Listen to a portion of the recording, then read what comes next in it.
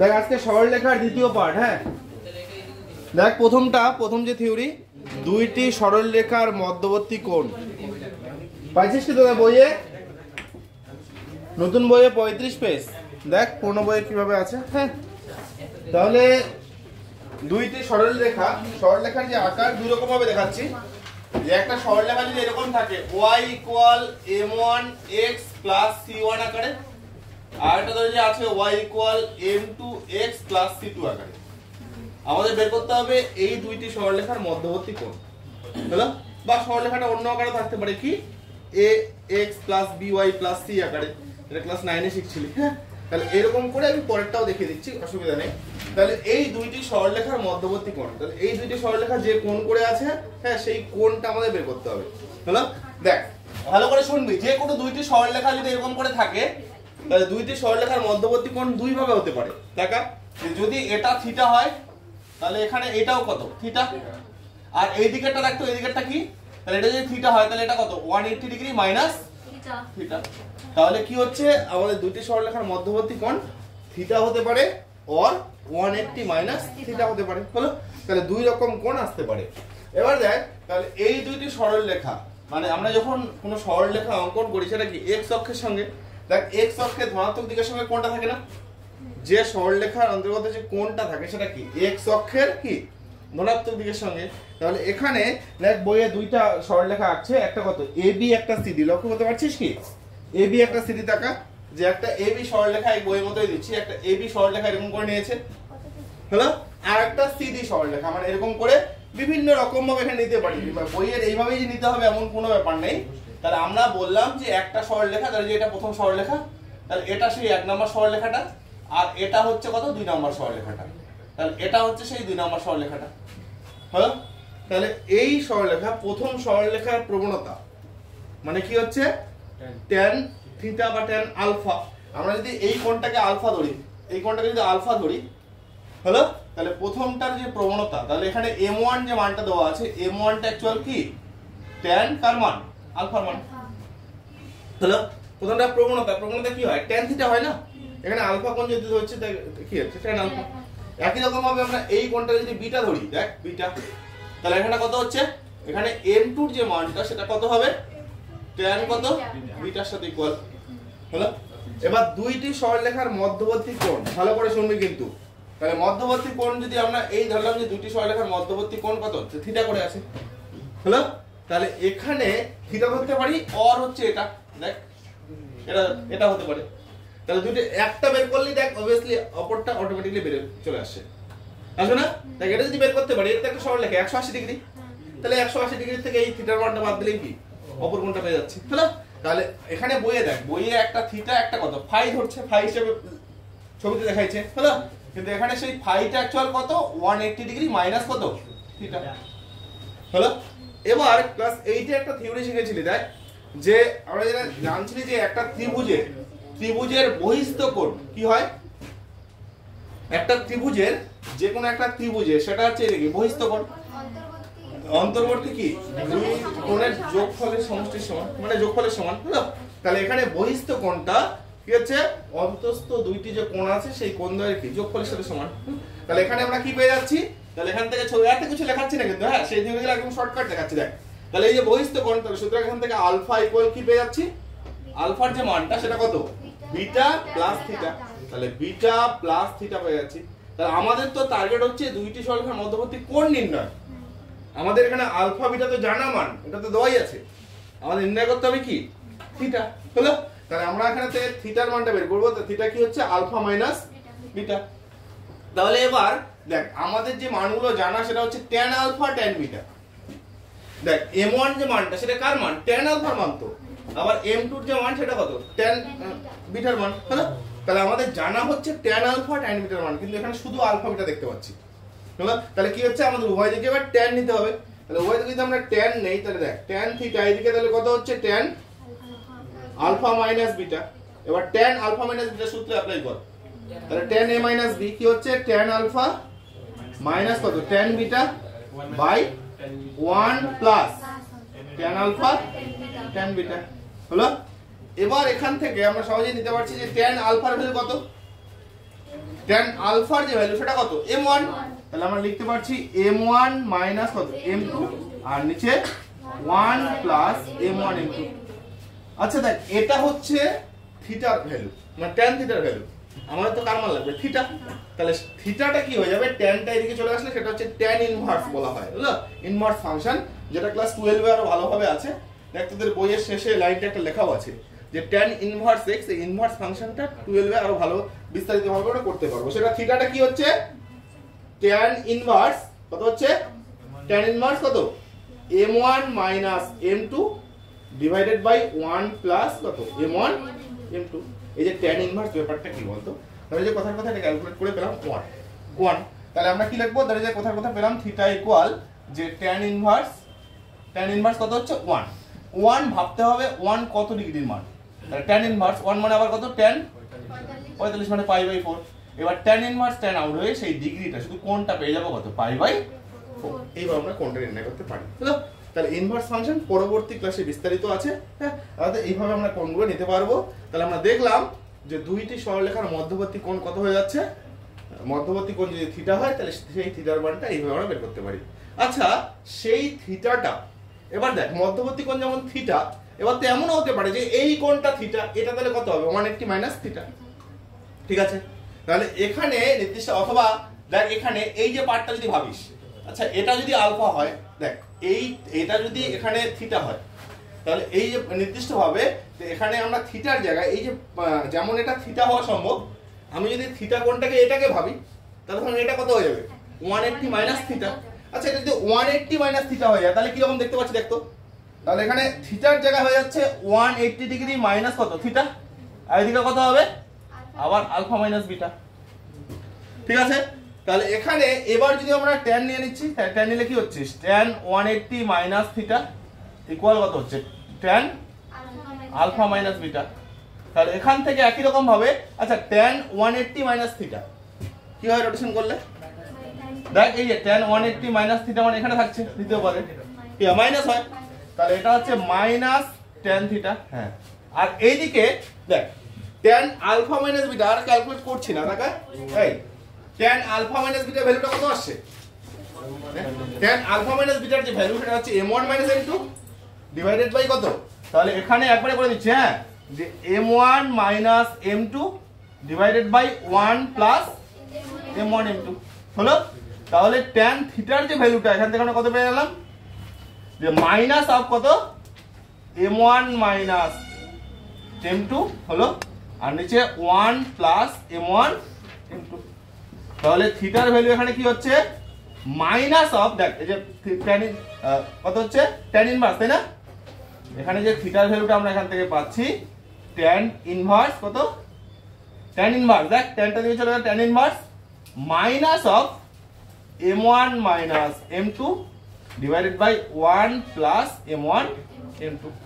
লক্ষ্য কর এই যে থিটার মানটা আগে কত ছিল, এই থিটার মানটা আগে কত ছিল, থিটার মানটা আগে কত ছিল কিছু নাই মানে কত প্লাস ফর্মে, আর এখানে কি পাচ্ছি দুটো যদি কম্বাইন করিস তাহলে দুটি সরলরেখার মধ্যবর্তী কোণ কি হয়ে গেল যে tan inverse plus minus of কত m1 মাইনাস m2 আর হচ্ছে a1 প্লাস m1 m2, হ্যাঁ। তাহলে ফাইনালি যেটা আমরা পাচ্ছি যে দুটি সরলরেখার মধ্যবর্তী কোণ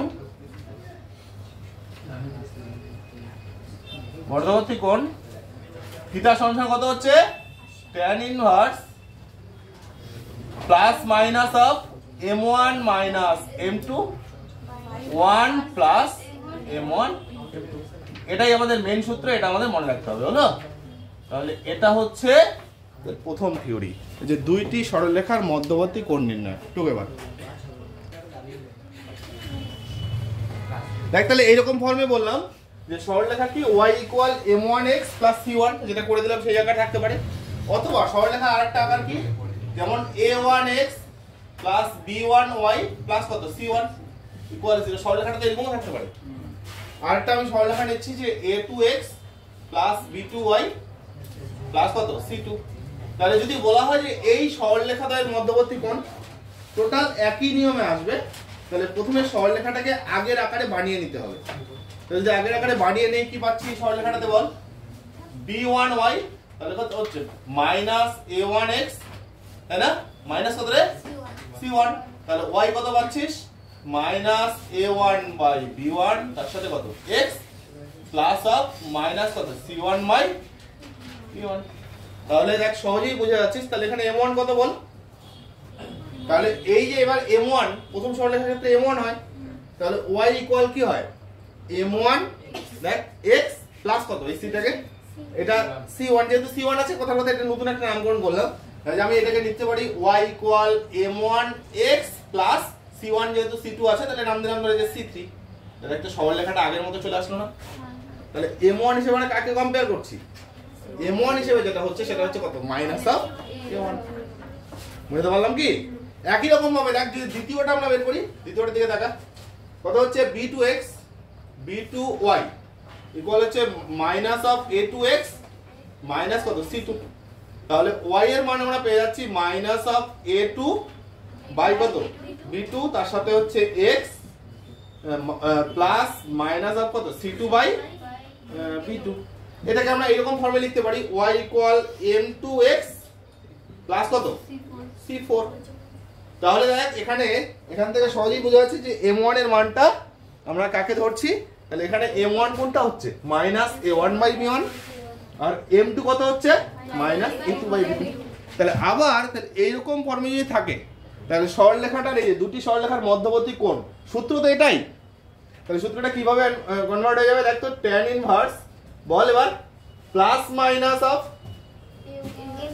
m1 সেই m1 এর জায়গায় মানটা কত হয়ে যাবে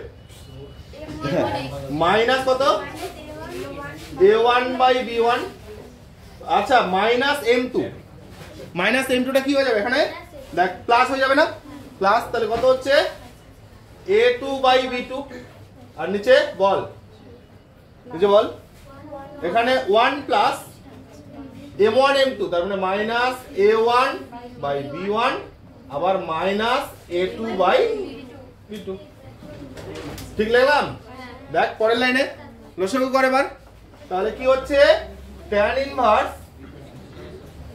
একটু ভালো করে দেখ একদম ক্লিয়ার হয়ে যাবে প্লাস মাইনাস উপরে লসাগু কর নিচে লসাগু কর আচ্ছা উপরে যদি লসাগু করিস তাহলে কত হচ্ছে b1 b2 আর উপরে বল তাহলে মাইনাস অফ a1 কত b2 তাহলে minus of a1 b2 plus of a2 b1 আর নিচে লসাগু কর নিচে কত b1 b2 দেখ b1 b2 গুণফল তাহলে b1 b2 ইনটু কত 1 হয়ে যাবে তাহলে b1 b2 প্লাস কত a1 দেখ মাইনাস আর মাইনাস প্লাস হয়ে গেল আচ্ছা নিচের পার্ট তো কেটেই গেল তাহলে ফাইনালি কি পাচ্ছি আমরা যে tan ইনভার্স প্লাস মাইনাস কত উপরে হচ্ছে এইভাবে লিখলে a2 b1 দেখ a2 b1 এটা আগে লিখলাম মাইনাস a1 b2 বাই সাজিয়ে লিখলে a1 a2 প্লাস b1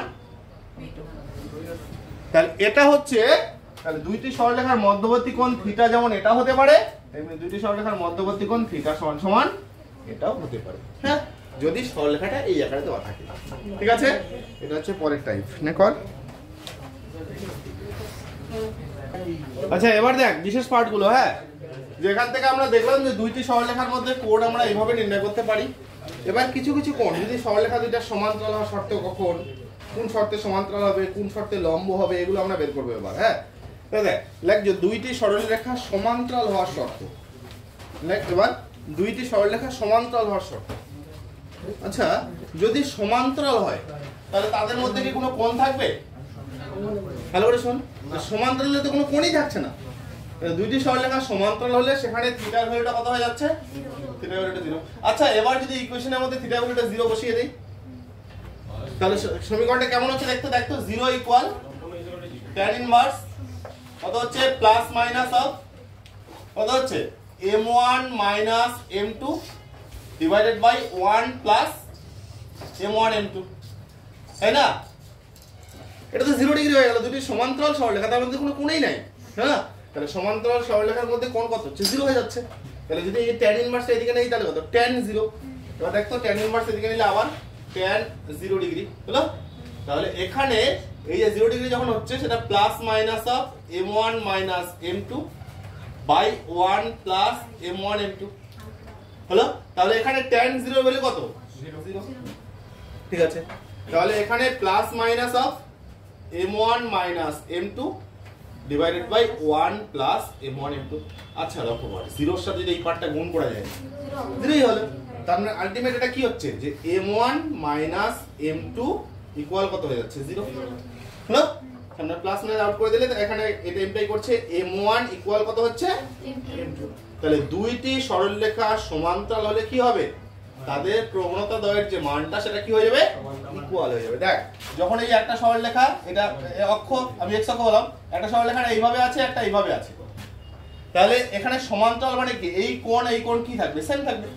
এবার যদি কোণ সেম থাকে তাহলে tan সেই কোণের মান, এটা যদি আলফা হয় এটা 45 হলে এটাও 45, তাহলে কত? এখানেও tan 45 1, এখানেও tan 45 কত? 1। সরলরেখা দুটো কি দেখাচ্ছে? সমান্তরাল হলো। তাহলে সমান্তরাল মানে তাদের প্রবণতা দ্বয় কি হয়ে গেল? সমান হয়ে গেল। তাহলে যদি আমরা এই থিওরি দিয়ে বের করি তাহলে কি হচ্ছে? এটা হচ্ছে। আচ্ছা যদি থিওরিটা এখানে অ্যাপ্লাই করতাম আর এটাকে যদি আমরা এখানে অ্যাপ্লাই করতাম তাহলে দেখতো এটাতে কি থাকতো রে? একবারে করে দিচ্ছি দেখ, আবার কত? 0। ট্যানটা এদিকে চলে আসতো, কত হচ্ছে? tan 0। tan 0 মানে আবার 0। তার মানে কি পাইলি? উপরের যে মানটা সেটা কি পেয়ে যেতি? এই উপরের মানটা কি পেয়ে যেতি? ইকুয়াল 0 পেয়ে যেতি। অথবা এখান থেকেও পেতে পারিস। আচ্ছা m1 এর মানটা কত ছিল? m1 এর মানটা কত ছিল? মাইনাস a1 বাই, তাহলে m1 এর মান ছিল minus a1 by b1 R m2 এর মান কত ছিল? Minus a2 by b2। আচ্ছা বজ্র মান কত? মাইনাস মাইনাস গেল, তাহলে কত হচ্ছে? a2 b1 ইকুয়াল হচ্ছে কত? b2 a1। একদিকে নিয়ে আসলে তাহলে a2 b1 মাইনাস b2 বা a1 b2 এইভাবে লিখতে পারিস আগেরটার মতো করে। তাহলে a1 b2 কত পাইলি? ইকুয়াল হচ্ছে, পাইলি? দেখ যদি এখানে বসিয়ে সেটা ক্যালকুলেট করতাম তবু এটাই আসতো। দুটি সরলরেখার মধ্যবর্তী কোণ যদি 0 হতো তাহলে এখানে কি হচ্ছে? যদি 0 হতো মানে সমান্তরাল যদি হতো তাহলে এখানে কি? tan 0 মানে আবার 0, তখন কি পেতাম? এই উপরের মানটা কত পেতাম? 0। তাহলে দেখ এই যে a2 b1 minus a1 b2, a2 b1 minus a1 b2, এই জন্য a1 টা আগে লিখলাম। হ্যাঁ, তাহলে এটা সমান কি? 0 হয়। তাহলে এটা এই যে শর্ত, এটা অথবা এটা যদি আমরা দেখতে পাই ক্যালকুলেট করে, হ্যাঁ, যে এই দুটো সমান চলে আসছে, হ্যাঁ, যে কোনো একটা, তাহলে আমরা কি বলবো? সেই সরলরেখা দুটি কি আছে? সমান্তরাল ভাবে আছে। কর, এটা একটা থিওরি। ঠিক আছে, এটা টুকা হয়ে গেল। এবার লেখ যে দুইটি সরলরেখা লম্ব হওয়ার শর্ত। আচ্ছা লম্ব হওয়া মানে তাদের মধ্যবর্তী কোণ কত হবে? 90 ডিগ্রি। তাহলে একটা সরলরেখা যা আছে তার সাথে লম্ব হবে আছে, লম্ব মানে কোণ এখানে কত ডিগ্রি হচ্ছে? 90 ডিগ্রি। হ্যালো, তাহলে আমরা এখান থেকে দেখতে পাচ্ছি যে থিটার যে ভ্যালুটা, এটাই কার ভ্যালু? থিটার। কথা বলিস না, শুন ভালো করে। হ্যাঁ, তাহলে একই রকম ভাবে আমি আগেরটাতেই বসিয়ে দিচ্ছি। তাহলে এখানে 0 এর জায়গায় কত হচ্ছে? তাহলে 0 এর জায়গায় হচ্ছে 90 ডিগ্রি। তাহলে এখানে tan 90 ডিগ্রি, বল 90 ডিগ্রি হচ্ছে। হলো, আচ্ছা এখানে আগেরটা যেমন 0 ডিগ্রি ছিল, এটা কত হচ্ছে? এটা tan কত রে? tan 90 ডিগ্রি হবে। tan 90 ডিগ্রি ভ্যালু মানে কত? আচ্ছা tan টাকে এইভাবে বসাম, sin 90 বাই cos 90। তাহলে sin 90, তাহলে আমরা মানটা বের করতে পারবো, ওর সঙ্গে তো গুণ করতে পারছি না। এবার tan টাকে আমরা যদি sin 90 বাই cos 90 আকারে ব্যবহার করি তাহলে sin 90 মানে কত? 1 আর cos 90 মানে কত? 0। সেখান থেকেই তো আসছে মানটা না, তাহলে 1 বাই 0। দেখ লাভটা কোথায়? এবার যখন তুই গুণ করবি 1 এর সাথে এই পার্টটা গুণ করলে কি এই পার্টটা থাকছে, আর 0 এর সাথে এই পার্টটা গুণ করা মানে কি 0 হয়ে যাচ্ছে। বুঝলো? মানে এরকম আগেরটা যেমন 0 ছিল, 0 মানে হচ্ছে 0 বাই 1, ওই জন্য আমরা নিচেরটা নিতে পারলাম। হ্যাঁ, আর এর ক্ষেত্রে কি হচ্ছে?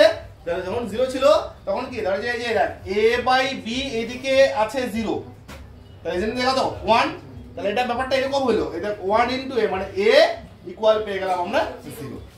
কিন্তু এখানে কি আছে? সেই 0টা নিচে, তাহলে একই রকম ভাবে গুণ করবি কর পরের লাইনে।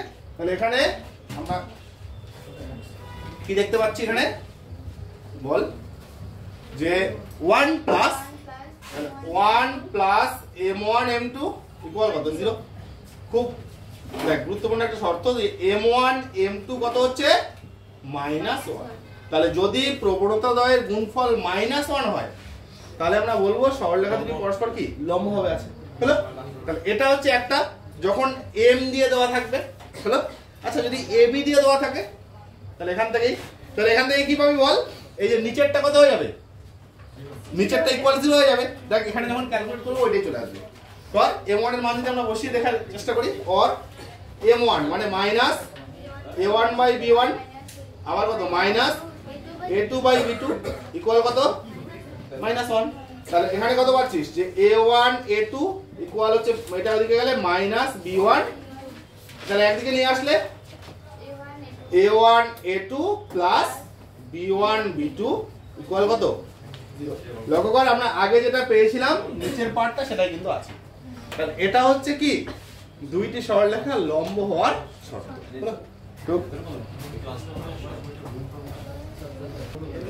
লিখলি নির্দিষ্ট সরলরেখার সমান্তরাল সরলরেখার সমীকরণ। হলো? মানে হচ্ছে কি নির্দিষ্ট একটা সরলরেখা দেওয়া থাকবে, সেই সরলরেখার সমান্তরাল সরলরেখার সমীকরণ আমাদের বের করতে হবে। হলো? দেখ সরলরেখা তো দুই রকম ভাবে থাকতে পারে, আমি দুই রকম ভাবে বলে দিচ্ছি। যে একটা কি থাকতে পারে y ইকুয়াল আমি বললাম mx প্লাস c। এই কথা বলিস না, শুন ভালো করে। তাহলে যখন একটা সরলরেখার সাথে আরেকটা সরলরেখার সমান্তরাল, নির্দিষ্ট সরলরেখার সমান্তরাল সরলরেখার সমীকরণ, এটাই বললাম। কতবার বললাম রে? হ্যাঁ, তাহলে যে কোনো একটা যখন সরলরেখা আছে ভালো করে দেখবি, এই যে একটা সরলরেখা, এবার বলছে এই সরলরেখার সমান্তরাল, তাহলে এক্ষেত্রে সমান্তরালে থাকা আমাদের পরিবর্তনটা শুধু কোথায় হয়? এই যে কোণে কোথায় পরিবর্তন? কোণ তো সেম। আচ্ছা কোণ এখানে এই যে কোণ এটার সাথে এইটা সমান্তরাল। হলো? তাহলে এখানে যেহেতু দুইটা সরলরেখার এখানে যেটা আছে, যদি এটা এখানে আলফা কোণ করে থাকে, এটাও কত আলফা কোণ। ঠিক আছে? তাহলে এখানে আলফা কোণ মানে কত tan আলফা, m এর মানটা tan আলফা। তাহলে এটা যদি tan আলফা হয় তাহলে এটারও কত সেই tan আলফা।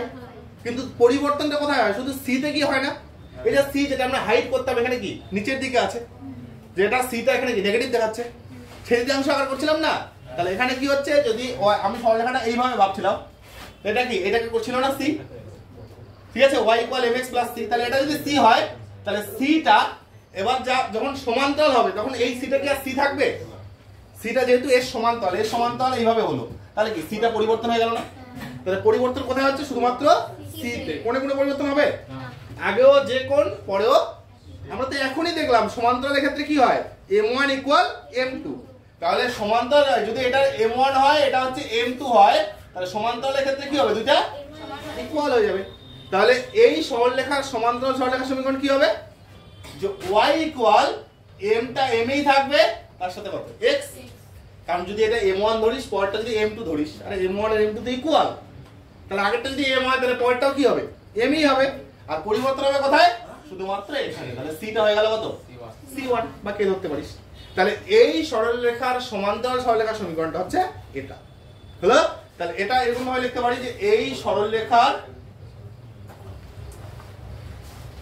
সমান্তরাল সরলরেখার সমীকরণ হচ্ছে এটা। হ্যাঁ দেখ সমীকরণটা হচ্ছে এটা, আগে লিখে দিলাম এটা। আচ্ছা সমীকরণের আকারটা যদি এরকম থাকে, দেখ ভালো করে শুনবি। হ্যাঁ, যে x plus by plus c equal 0। তাহলে এখানে কি সরলরেখার আকারটা যদি এরকম থাকে, দেখ আমি এটাকে এইরকম ভাবে বানিয়ে দেখা দিচ্ছি কি রকম পরিবর্তনটা হয়। দেখ তাহলে by টা কি হচ্ছে মাইনাস ax মাইনাস কত c, তাহলে y কত মাইনাস a বাই b, তার সাথে কত আবার x প্লাস আবার মাইনাস অফ কত c বাই c। তাহলে আমি দেখলাম কত y equal mx plus c। যেহেতু সমান্তরাল তাহলে প্রবণতার কি কোনো পরিবর্তন হবে? তাহলে এটা যদি মাইনাস a বাই b হয় তাহলে এটাও কত হবে? মাইনাস a বাই b হবে। হলো? তাহলে এই সরলরেখার সমান্তরাল সরলরেখার যে প্রবণতা সেটাও কত হবে? a বাই b হবে। দেখ এই সরলরেখার সমান্তরাল সরলরেখার সমীকরণ। হ্যাঁ কি পাচ্ছি বল? y equal minus of a by b into x আচ্ছা প্লাস এটা পরিবর্তন হয়ে যায় না, আমি কোথাও কোথাও এটাকে আবার c1 নাম দিয়ে দিলাম c1, ঠিক আছে। আচ্ছা এটা যদি একটু সিম্পলিফাই করে দেখতো কি পাচ্ছি, কি পাচ্ছি বলতো, by তাই না, by মাইনাস অফ x হলো, তাহলে প্লাস কত হচ্ছে b ইনটু c1 হয়ে যাবে না, মনে করতে হচ্ছে, তাহলে একদিকে নিয়ে আসলে আচ্ছা x প্লাস by, দেখ x plus by minus b c1 equal কত হচ্ছে 0 না, হলো। আচ্ছা দেখ বিও হচ্ছে একটা ধ্রুবক মান, c1টাও একটা ধ্রুবক মান, হলো। দেখ বিটাও একটা ধ্রুবক মান, c1টা একটা ধ্রুবক মান, তাহলে এই ধ্রুবকটা যদি আমি একটা নতুন মানের দিয়ে লিখে দিই, তাহলে x প্লাস by আমি প্লাস কে দিলাম ইকুয়াল 0, যেখানে কেটা এরকম আমি ধরলাম যে মাইনাস b কত হচ্ছে রে c1, ভালো করে শুনবি কিন্তু। তাহলে লক্ষ্য কর কেন আমি লিখলাম যে এই যে একটা সমীকরণ, তাহলে এই সমীকরণের সমান্তরাল সরলরেখার সমীকরণটা লক্ষ্য কর কোথায় পরিবর্তন হলো রে, দেখ প্রথমের পার্টের কোনো পরিবর্তন নেই, দেখ x প্লাস by এখানেও x প্লাস by, তাহলে পরিবর্তন শুধুমাত্র c এর জায়গায় একটা নতুন ধ্রুবক চলে আসছে, হলো। তাহলে c এর জায়গায় সেটা কত কে ধরে নিলাম, হলো। তাহলে যে কোনো, তাহলে আমাদের কি সমীকরণটা ভাবতে হবে কি, যে কোনো যদি একটা সমীকরণ দেওয়া থাকে, তাহলে সমীকরণ এরকম একটা থাকলো 2x প্লাস 3y প্লাস ধরে যে আমি বললাম 5 ইকুয়াল 0, বললো এই সরলরেখার সমান্তরাল সরলরেখার সমীকরণ কত, তাহলে কিভাবে বলবো, তাহলে এই সরলরেখার সমান্তরাল সরলরেখার সমীকরণ কি হচ্ছে, দেখ এই সরলরেখার সমান্তরাল সরলরেখার সমীকরণ কি হচ্ছে 2x প্লাস 3y প্লাস কত রে k ইকুয়াল 0, ঠিক আছে। এবার সমীকরণ প্রশ্নগুলো আসে কিভাবে, তাহলে যে বলে দিল যে এই সরলরেখার সমান্তরাল সরলরেখার সমীকরণ নির্ণয় করো, সেটি একটা নির্দিষ্ট বিন্দুগামী, কথার কথা 1,1 বিন্দুগামী। আচ্ছা ইহা যদি 1,1 বিন্দুগামী হয়, ইহা 1,1 বিন্দুগামী যদি হয় বিন্দুগামী, তাহলে মান বসে দিলে কি পাচ্ছিস, দেখ একটা অঙ্ক হয়ে যাচ্ছে কিন্তু এখানে, হ্যাঁ মান বসে দিলে কি পাচ্ছিস, তাহলে x এর মান কত 1, তাহলে 2 into 1 plus 3 into 1 plus k equal কত পাচ্ছিস 0, তাহলে k এর মান কত পাওয়া যাচ্ছে -5। আচ্ছা -5 যদি এখানে আবার বসিয়ে দেই, তাহলে কি পাইলি যে 2x plus 3y minus 5 equal, তাহলে এই যে সমীকরণটা কি পেলাম, এই সমীকরণের সমান্তরাল সরলরেখার সমীকরণ, এবং সেটি কি বিন্দুগামী 1,1 বিন্দুগামী, বোঝা গেল। তাহলে এরকম ভাবে অঙ্কগুলো করতে হবে। তাহলে একটা সরলরেখার সমান্তরাল সরলরেখার সমীকরণে শুধুমাত্র কি c এর মানটার পরিবর্তন হচ্ছে, মানে কি ধ্রুবক সংখ্যার মানটার পরিবর্তন হচ্ছে। কর লেখলি লেখলি কেন কথা বলছিস রে, নির্দিষ্ট সরলরেখার লম্ব সরলরেখার সমীকরণ, হলো। তাহলে এটাও দুইটা ফর্মে করে দিচ্ছি, বইয়ে একটা ফর্মে করে দিয়েছে, হ্যাঁ, যে y ইকুয়াল, আমি বললাম mx প্লাস c, যদি সরলরেখাটাকে আমি এই আকারেই নিতাম। আচ্ছা আমরা এখনই শিখলাম যে দুইটি সরলরেখা যদি লম্ব হয়, তাহলে তাদের প্রবণতার গুণফল কি হয় রে, একটা যদি m1 হয় একটা যদি m2 হয়, তাহলে m1 m2 এর যে মানটা সেটা কি হয়ে যায় -1 হয়ে যায় না, তাহলে দুইটার গুণফল হয়ে যায় -1, হলো। আচ্ছা তাহলে একটির প্রবণতা যদি m হয়, এখানে শুনবি, তাহলে একটির প্রবণতা যদি m হয়, তাহলে একটির প্রবণতা যদি m হয়, তাহলে অপরটার প্রবণতা কত হবে, তাহলে m ইনটু m2 ইকুয়াল কত -1, তাহলে m2 যে সরলরেখাটা সেটা কত হচ্ছে -1/m হয়ে যাচ্ছে না। দেখ একটার প্রবণতা যদি m হয়ে যায়, তাহলে এটা যদি -1/m হয়ে যায়, তাহলে দেখ -1/m আর m গুণ করলে তো মাইনাস হয়ে যাচ্ছে, বুঝতে পারলাম কি, যে একটা যদি m হয় আর একটা যদি -1/m হয়, তাহলে তাদের গুণফল কত -1, তাহলে শর্ত স্যাটিসফাই করে যাচ্ছে, হলো। তাহলে একটার প্রবণতা m, তাহলে এর সমান এর যে লম্ব সরলরেখার প্রবণতা সেটা কত হবে -1/m, আর লম্ব সরলরেখাটা দেখ যে একটা যদি c নির্দিষ্ট যে একটা বিন্দু থাকবে, c তো পরিবর্তন হচ্ছে, তাহলে প্লাস কত হয়ে যাবে এই জায়গাটাতে, যে c টা পরবর্তীতে সমীকরণটা পরিবর্তন হয়ে কত হয়ে যাচ্ছে c1, হলো। তাহলে আমাদের কি হচ্ছে যে এই সরলরেখার এই সরলরেখার লম্ব সরলরেখার সমীকরণ, লম্ব সরলরেখার সমীকরণ কি পাচ্ছি, কি পরিবর্তন হচ্ছে রে, y ইকুয়াল প্রবণতাটা কি হয়ে যাবে, এমটা হয়ে যাবে 1/m তার সাথে x, ঠিক আছে। এবার সি তো পরিবর্তন হচ্ছে, পরিবর্তন হবেই পরবর্তীতে, হ্যাঁ। তাহলে সি বিভিন্ন জায়গায় আলাদা আলাদা শিফটেড হচ্ছে, তাহলে প্লাস কত হচ্ছে, প্লাস c1, সিটাকে c1 হলো, হ্যাঁ -1/m, এখানে -1/m, আচ্ছা দেখ মাইনাস এই, তাহলে -1/m প্রবণতাটা তার সাথে x প্লাস থিটা হয়ে গেল c1 হলো। তাহলে এই ফর্মটা তোদের বইয়ে দেওয়া নেই, তোদের দ্বিতীয়টা দেওয়া আছে, হলো কি, যে এইটারই ব্যবহার সবচেয়ে বেশি হয়, যে সরলরেখাটা যদি এরকম থাকে x plus by plus c equal 0, দেখো এই সরলরেখার লম্ব সরলরেখার সমীকরণ কি হচ্ছে। তাহলে আবার প্রবণতাটা বের করছি, বল। তাহলে by কত পাচ্ছি, minus of x minus c, y কত পেলাম, a by b into x plus কত c বাই b হলো। তাহলে এই সরলরেখার লম্ব সরলরেখার সমীকরণ। আচ্ছা, এই সরলরেখার লম্ব সরলরেখার সমীকরণ, লম্ব সরলরেখার সমীকরণ। আচ্ছা, এই সরলরেখার লম্ব সরলরেখার সমীকরণ, এই দেখবি এখানে যে কি হচ্ছে, দেখ একটার প্রবণতা যদি -a/b হয়, ভালো করে শুনবি তো, হ্যাঁ, একটার প্রবণতা -a/b, আচ্ছা তাহলে এইটার প্রবণতা কত হবে বলতো, একটার প্রবণতা -a/b, তাহলে এটার প্রবণতা কত হবে, লম্ব তো তারা, ভালো করে চিন্তা করে বল, মাইনাস হবে, মাইনাস হবে না। তার কারণ হচ্ছে দেখ, এই যে -a/b এর সাথে যদি b/a গুণ করে দিস, দেখ -a/b ইন্টু b/a, তাহলে কত পেয়ে যাচ্ছিস, দেখ -1 পেয়ে গেলি না। তাহলে যে m1 আর m2 যে গুণফলটা কত হয়ে যাচ্ছে, -1। তাহলে যদি একটার প্রবণতা -a/b হয়, তাহলে এর লম্ব সরলরেখার প্রবণতা কত হচ্ছে, b/a।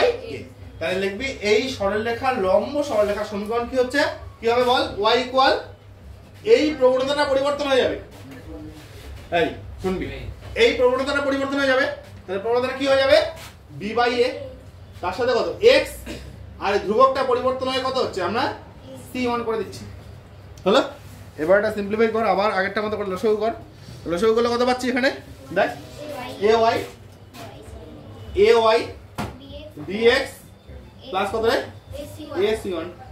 আচ্ছা, এটা x টাকে একদিকে নিয়ে আসছে, তাহলে কত হচ্ছে bx মাইনাস ay, আচ্ছা প্লাস ac1 ইকুয়াল কত রে, 0 না।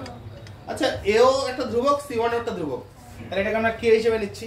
তাহলে যদি k হিসেবে নেই, তাহলে পরের সমীকরণটা কি পাচ্ছি বলতো, bx minus ay plus k equal, এটা হচ্ছে মেইন সমীকরণ। তাহলে দেখ সমীকরণটা কিভাবে গেল, যে একটা নির্দিষ্ট সরলরেখা ছিল কি x plus by plus c, তাহলে এই সরলরেখার লম্ব সরলরেখার সমীকরণ কি হচ্ছে, bx minus ay plus k equal 0 হলো। দেখ কিভাবে আসছে। আচ্ছা দেখ এখান থেকে প্রবণতা কত পাচ্ছি, এই প্রবণতাটা কত ছিল, যদি y এর মান বের করতাম তাহলে কত, -a/b। আচ্ছা এখানে যদি আমরা y এর মান বের করি তাহলে কত হচ্ছে, b/a। দেখ একটা হচ্ছে -a/b আর একটা হচ্ছে b/a, তাদের গুণফল কত হলো, -1। তাহলে এটা লম্ব সরলরেখা হচ্ছে এটা। দেখ কিভাবে মনে রাখবি, যেটা y এর সহগ, দেখ যেটা y এর সহগ সেটা কি হয়ে যাচ্ছে, x এর সহগ, দেখ এর জায়গায় চলে আসছে b, আর যেটা x এর সহগ সেটা কোথায় যাচ্ছে, y এর সহগে যাচ্ছে কিন্তু মাইনাস হয়ে, তাহলে মাইনাস অফ ay হলো, প্লাস কত k। এবার আমি আগের সমীকরণটাকেই যদি বলি যে 2x প্লাস 3y প্লাস 5 দেওয়া আছে ইকুয়াল 0, বললো এই সমীকরণের লম্ব সরলরেখার সমীকরণ বের করো যা 1,1 বিন্দুগামী।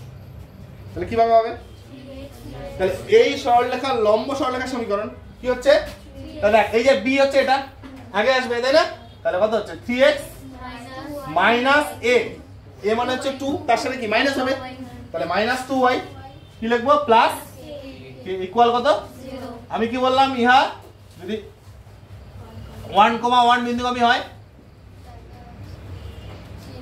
তাহলে এখান থেকে কি পাচ্ছি আমরা, যে 3 × 1 -2 × 1 প্লাস কত k ইকুয়াল 0, তাহলে 3 - 2 হচ্ছে 1 ওদিকে গেল -1 k এর মানটা পেলাম -1 তাহলে সমীকরণটা কি আসলো 3x - 2y - 1 = 0 তাহলে এই যে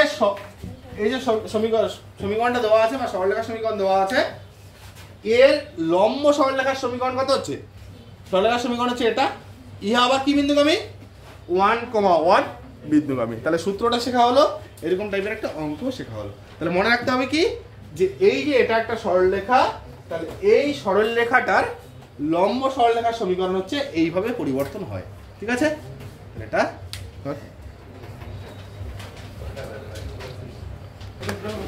লেখছি এরপরে পয়েন্ট দুইটি সরলরেখা অভিন্ন হওয়া শর্ত আচ্ছা অভিন্ন বলতে একই সরলরেখা হ্যাঁ দেখ এখানে ক্লাস 9 এ এই শর্তটা ছিল দেখ ধরে যে যদি এরকম হয় যে 2x দেখ প্লাস ধরে যে আমি বললাম 2y হলো প্লাস আমি বললাম 5 = 0 এটা একটা সমীকরণ আর একটা সমীকরণ আমি ধরে যে এরকম নিলাম যে 4x + 4y + 10 = 0 মানে সমীকরণ দুটো কি আলাদা রাইট নিচেরটার থেকে যদি আমি 2 কমন নেই আর আগের সমীকরণটা হলো না এই টাইপের সমীকরণগুলোকে বলা হয় অভিন্ন সমীকরণ হলো বা অভিন্ন সরলরেখার সমীকরণ এখানে কি হচ্ছে কিভাবে এটা বুঝতে পারবো যে x এর সহগ বাই x এর সহগ ইকুয়াল হচ্ছে কত y এর সহগ বাই কত y এর সহগ হলো ইকুয়াল হয়ে যাবে ধ্রুবক পদ বাই ধ্রুবক পদ তাহলে এই শর্ত যদি হয় তাহলে সেটা কি হচ্ছে অভিন্ন সরলরেখা শর্ত এবার যদি সরলরেখাটা এইভাবে দেয় তাহলে যে একটা a1x + b1y + c1 = 0 আরটা হচ্ছে a2x + b2y + c2 = আচ্ছা এই সরলরেখা যদি অভিন্ন হবে কখন অলরেডি বলেই দিলাম কি হবে যে a1/a2 b1/b2 c1/c2 হলো তাহলে লেখা যায় তাহলে এই সরলরেখা যদি অভিন্ন হবে যে a1/a2 ইকুয়াল হচ্ছে b1/b2 ইকুয়াল হচ্ছে কত c1/c2 হলে ঠিক আছে কোনো ডাউট তাহলে থিওরি শেষ পুরো একদম ক্লিয়ার বোঝা গেল তো একটু দেখে নে আর কোনো সমস্যা থাকলে জানা